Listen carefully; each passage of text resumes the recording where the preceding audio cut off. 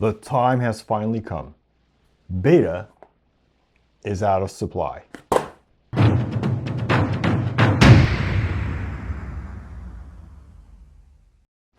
everyone, how's it going? This is Henny from Wizard's Den, and today I'll be talking about the latest, hottest topic in this sorcery community. And it is about the out of supply issue of beta booster boxes.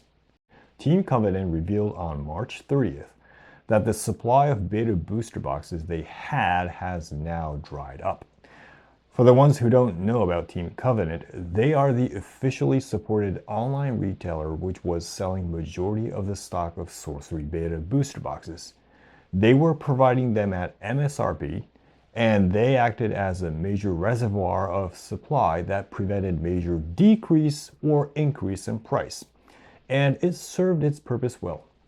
I bought some boxes from them too, and for people who are not in the US, like me, it was the go-to store to get boxes at a reasonable price with international shipping available.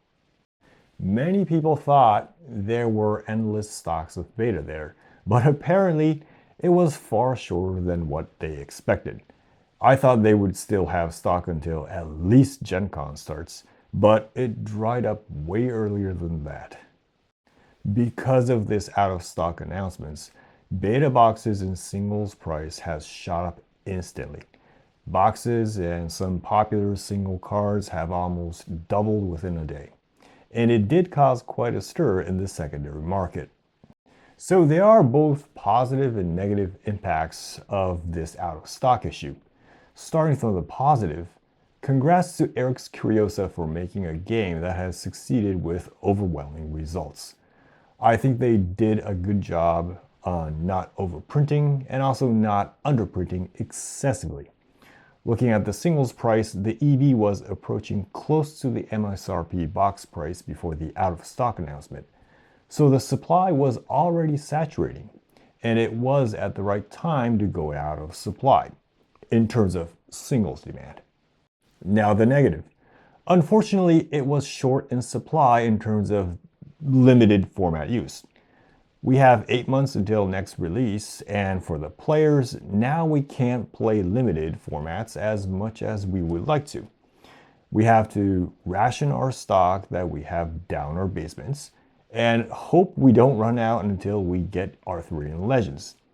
I myself is so far okay, as I have almost an year worth of boxes to run draft events in Japan.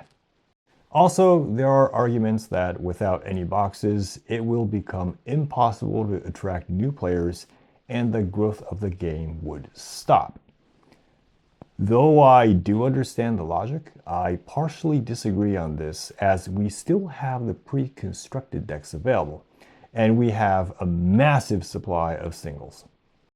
Those two are the most cost-efficient methods of starting the game, even with the current increase in the singles price. And I don't see the lack of booster boxes leading to a halt in the growth. It will slow it down, but not stopping it completely. If there are players who actively engage in growing the community by guiding others how to circumvent the shortage on booster boxes, I don't see it as a huge game stopper.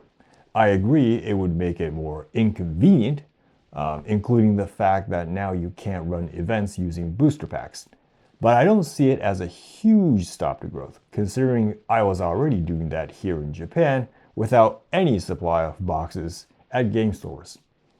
Having said that, yes, people will be lacking the experience of playing limited formats, which is unfortunate as it is really fun to play draft and sealed in Sorcery.